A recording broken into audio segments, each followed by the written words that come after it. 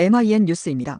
검찰은 2025년 9월 15일 1심 재판에서 국회 패스트트랙 충돌 사건의 관련자에 대해 중형을 구형했다. 2020년 1월 기소한 이후 5년 8개월, 2019년 사건이 벌어진 지 6년 5개월 만에 사법적 판단을 받게 된다. 법원은 11월 20일 선고할 예정이다.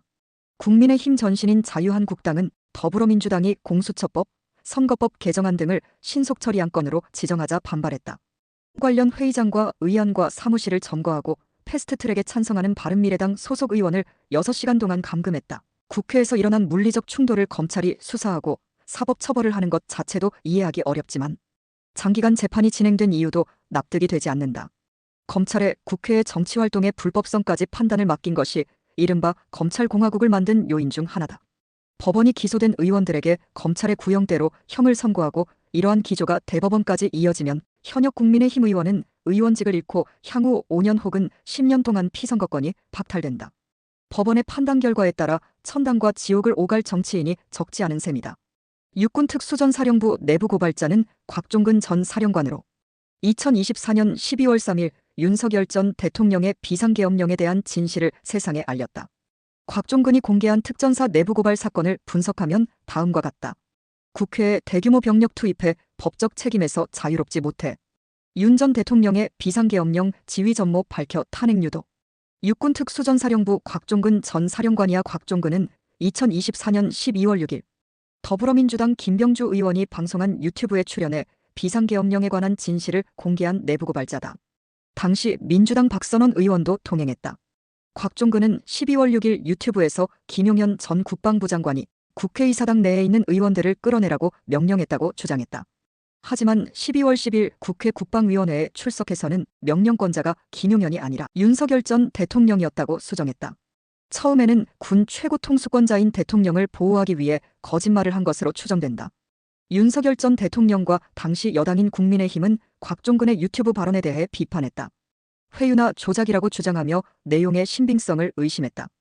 2024년 12월 6일 국방부는 곽종근의 직무를 정지했으며 국가수사본부는 12월 9일 오후 8시 곽종근의 출국을 금지했다. 사실상 내란의 주요 종사자로 판단했기 때문이다.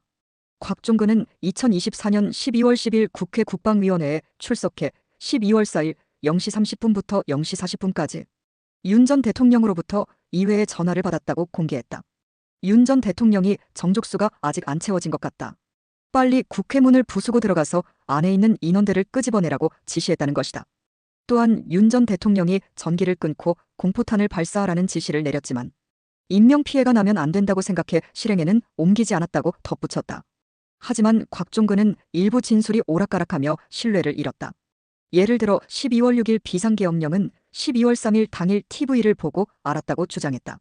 하지만 실제로는 12월 1일 김용현이 비화폰으로 반국가 세력을 척결해야 한다고 말한 내용을 들었으며 비상계엄 관련 최종 임무를 하달받았다고 밝혔다. 곽종근의 주장에 따르면 김용현은 12월 1일 국회 중앙선거관리위원회, 민주당 당사, 여론조사꽃 등 6곳을 확보하고 봉쇄하라고 지시했다. 오래전부터 비상계엄령을 준비한 것이다.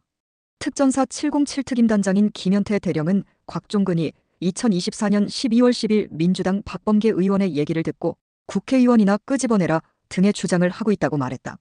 하지만 김현태의 주장과 달리 12월 3일 저녁 국회에 출동했던 특전사 제1공수 특전여단 이상현 단장은 청문회에 출석해 곽종근으로부터 국회의원을 끌어내라는 지시를 받았다고 증언했다.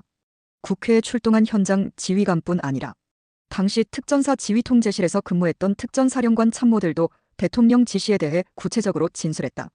곽종근은 2024년 12월 16일 구속됐으며 2025년 4월 4일 보석으로 석방됐다. 시민단체가 2025년 3월부터 곽종근은 내부 고발자로 비상계엄령의 전모를 밝히는데 기여했으므로 불구속 재판을 배려해야 한다고 주장해 이를 반영한 결과로 보인다. 2부에서 계속됩니다. 오늘도 즐겁고 행복한 하루 보내시기 바라며 구독과 좋아요 부탁드립니다.